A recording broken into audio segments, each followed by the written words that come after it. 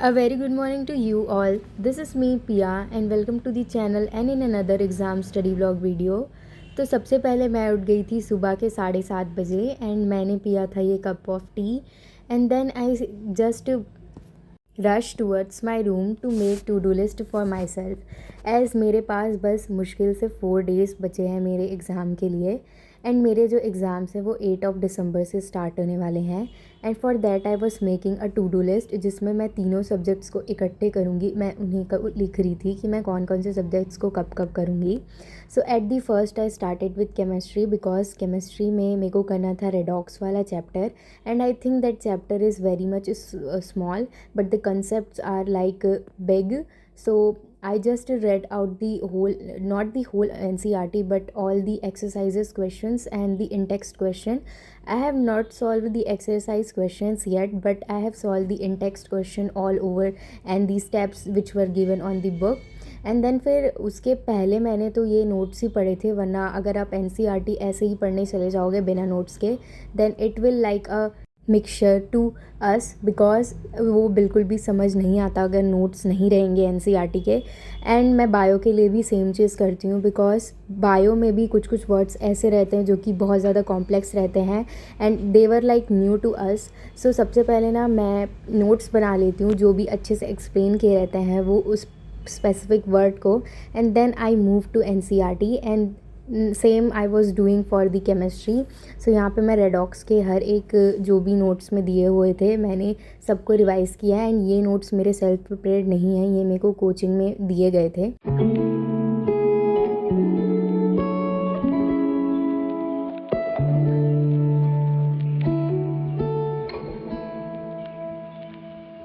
तो अभी मैं बैठ गई हूँ विंटर की ये प्रीशियस वाली धूप में एंड मैं पता है सुबह से उठ के हमेशा इंतज़ार करते रहती हूँ कि कब धूप निकलेगी एंड मैं बैठूँगी। अब फाइनली निकल गई है तो मैं यहाँ पे बैठी हूँ एंड फिर थोड़े देर बाद मैं ना अपने रूम को क्लीन करूँगी अच्छे से बिकॉज सुबह से ना क्लीन करके अगर रखूँगी अपने रूम में तो मतलब कि आपका मन भी लगेगा as our mind get notification that our room is now clean and our environment is also now clean and now it's the best time to study. So मैं जब भी पढ़ने के लिए बैठती हूँ मैं सबसे पहले अपना रूम को जमाती हूँ एंड ये चीज़ आप लोग को भी बहुत लोगों को पता होगी क्योंकि मैं हर वीडियोस में मोस्ट ऑफ द टाइम मैं अपने रूम को क्लीन करते हुए दिखूँगी आप लोगों को एंड मेरा मेन रीज़न यही है कि मैं इसीलिए अपने रूम को क्लीन करती हूँ। All I will start with जो कि थोड़े से गंदे हो गए हैं एंड इनमें मैं कुछ ना कुछ सामान रख ही देती हूँ इसलिए ये और ज़्यादा मैसी दिखते हैं। यहाँ पे जो बेड है उसको भी मेरे को थोड़ा सा क्लीन करना पड़ेगा एंड बाय द वे यहाँ पे भी मैं विंडो खोल देती हूँ क्योंकि फिर अच्छी वाली धूप आएगी। तो फिर चलो स्टार्ट करते हैं cleaning.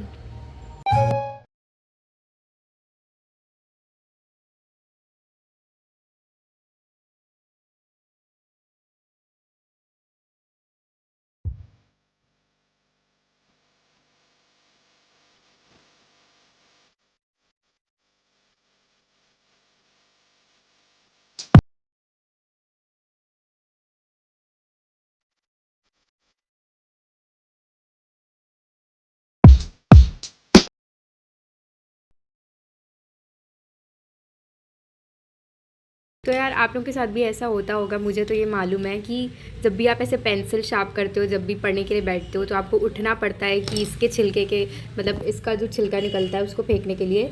So rather than doing that what I do let me show you. मैं यहाँ पे ये ऐसा एक डब्बा रख लेती हूँ। ये ना एक्चुअली कोई पता नहीं स्वीट का डब्बा था शायद, तो मैं इसे ऐसी रख दी थी एंड देन फिर मेरी मम्मी ने मेरे को आइडिया दिया कि इसमें एक कटर भी डाल के रख दो ताकि फिर जब भी पढ़ने के लिए बैठो तो इसको छिलके इसके अंदर ही डाल दो कचरा।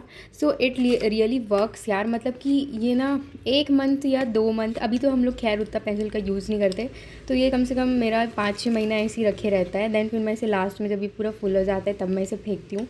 सो it's an another study hack, so you can also try this. Then I prepared myself for my physics exams जो कि थे थर्मल प्रॉपर्टीज़ ऑफ मैटर वाले चैप्टर के। एंड ये यहाँ पे मैंने ये पेजेस जो है आप लोग देख सकते हो इस क्लिप में, in that pages I have prepared the रफली prepared notes of mine of physics. In that most of the things were like of derivation, so I was practising it 1 by 1 for like 3 to 4 times the same derivation. And इसको करते करते मेरे को लगभग लग गए थे 15 से 20 मिनट। एंड इस डेरिवेशंस को मैं इसीलिए कर रही थी बहुत ज़्यादा अच्छे से, because in our school exams derivations are very important than questions. So यहाँ पे मैं डेरिवेशन को बार बार प्रैक्टिस कर रही थी जिससे कि ये मेरे अच्छे से समराइज़ हो सके। एंड इसकी प्रैक्टिस अगर बार बार नहीं करोगे then definitely you will forget it in like in just like hours if you are not remembering the concepts and the process. So I was just doing it for 3 to 4 times.